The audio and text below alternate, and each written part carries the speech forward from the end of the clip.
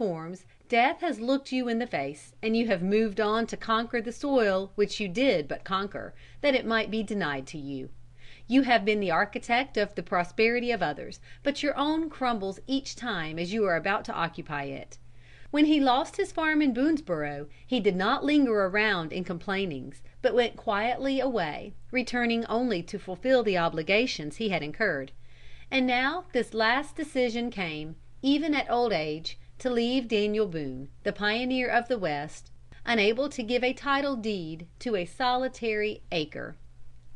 The fur trade was at this time very lucrative. Many who were engaged in it accumulated large fortunes. It was in this traffic that John Jacob Astor laid the foundations of his immense wealth. A guide of Major Long stated that he had purchased of an Indian 120 beaver skins for 2 blankets, 2 gallons of rum, and a pocket mirror. The skins he took to Montreal, where he sold them for over $400. In the employment of the fur companies, the trappers are of 2 kinds, called the hired hands and the free trapper.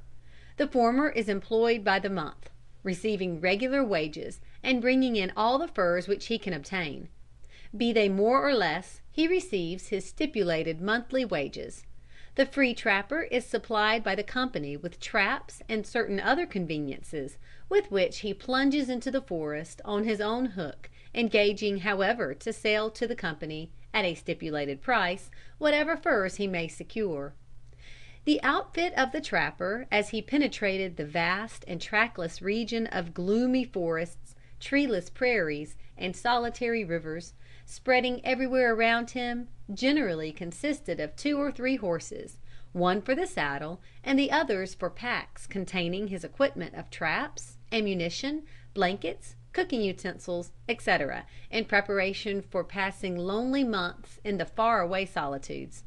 He would endeavor to find, if possible, a region which neither the white man nor the Indian had ever visited. The dress of the hunter consisted of a strong shirt of well dressed and pliant buckskin, ornamented with long fringes. The vanity of dress, if it may be so called, followed him into regions where no eye but his own could see its beauties. His pantaloons were also made of buckskin, decorated with variously colored porcupine quills, and with long fringes down the outside of his leg. Moccasins, often quite gorgeously embroidered, fitted closely to his feet. A very flexible hat or cap covered his head, generally of felt, obtained from some Indian trader. There was suspended over his left shoulder, so as to hang beneath his right arm, a powder horn and bullet pouch.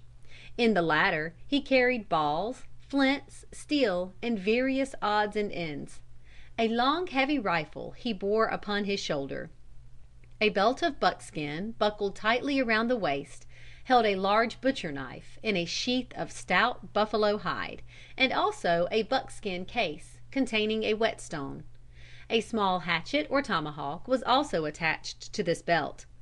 Thus rigged, and in a new dress, the hunter of good proportions presented a very picturesque aspect.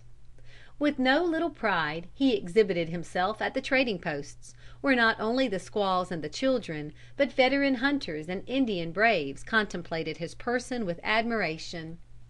Thus provided the hunter, more frequently alone, but sometimes accompanied by 2 or 3 others, set out for the mountain streams as early in the spring as the melting ice would enable him to commence operations against the beaver.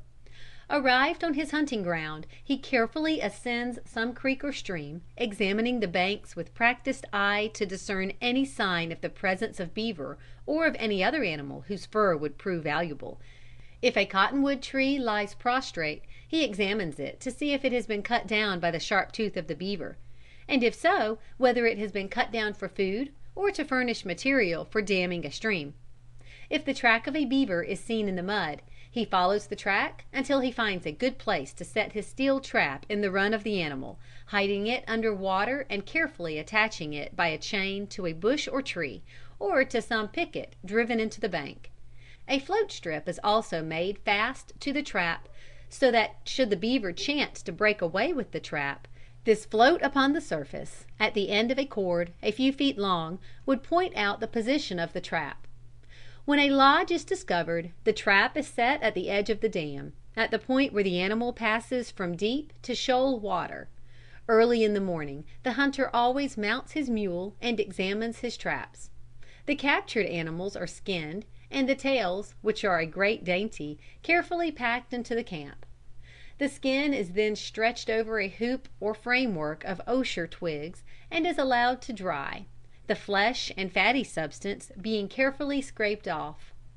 When dry it is folded into a square sheet, the fur turned inward, and the bundle, containing from about 10 to 20 skins, lightly pressed and corded, is ready for transportation. During the hunt, regardless of Indian vicinity, the fearless trapper wanders far and near in search of sign.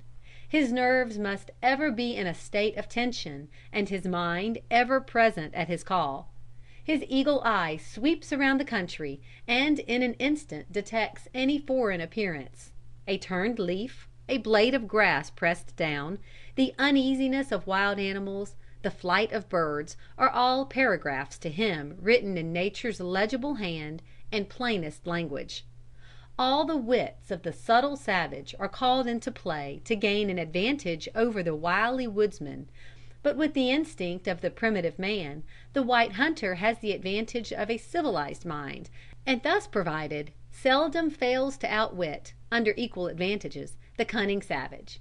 Sometimes the Indian following on his trail watches him set his traps on a shrub-belted stream, and passing up the bed, like Bruce of old, so that he may leave no track, he lies in wait in the bushes until the hunter comes to examine.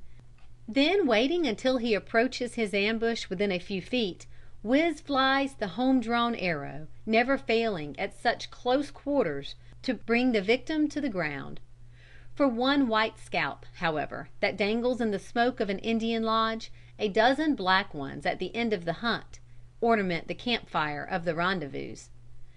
At a certain time when the hunt is over, or they have loaded their pack animals, the trappers proceed to their rendezvous, the locality of which has been previously agreed upon, and here the traders and agents of the fur companies await them, with such assortments of goods as their hardy customers may require, including generally a fair supply of alcohol. The trappers drop in singly and in small bands, bringing their packs of beaver to this mountain market, not unfrequently to the value of $1,000 each, the produce of one hunt. The dissipation of the rendezvous, however, soon turns the trapper's pocket inside out. The goods brought by the traders, although of the most inferior quality, are sold at enormous prices. Coffee 20 and 30 shillings a pint cup, which is the usual measure. Tobacco fetches 10 and 15 shillings a plug. Alcohol from 20 to 50 shillings a pint. Gunpowder 16 shillings a pint cup, and all other articles at proportionately exorbitant prices. The rendezvous is one continued scene of drunkenness, gambling, brawling, and fighting, so long as the money and credit of the trappers last. Seated Indian fashion around the fires, with a blanket spread before them, groups are seen with their decks of cards, playing poker and 7-up, the regular mountain games. The stakes are beaver, which is here current coin, and when the fur is gone, their horses, mules, rifles, and shirts, hunting packs, and breeches are staked. Daring gamblers make the rounds of the camp, challenging each other to play for the highest stake, his horse, his squaw if he has one, and, as once happened, his scalp. A trapper often squanders the produce of his hunt, amounting to hundreds of dollars, in a couple of hours, and, supplied on credit with another equipment, leaves the rendezvous for another expedition which has the same result, time after time, although one tolerably successful hunt would enable him to return to the settlements and civilized life with an ample sum to purchase and stock a farm, and enjoy himself in ease and comfort for the remainder of his days. These annual gatherings are often the scene of bloody duels, for over their cups and cards no men are more quarrelsome than your mountaineers. Rifles at 20 paces settle all differences, and, as may be imagined, the fall of one or other of the combatants is certain, or, as sometimes happens, Both fall at the same fire. CHAPTER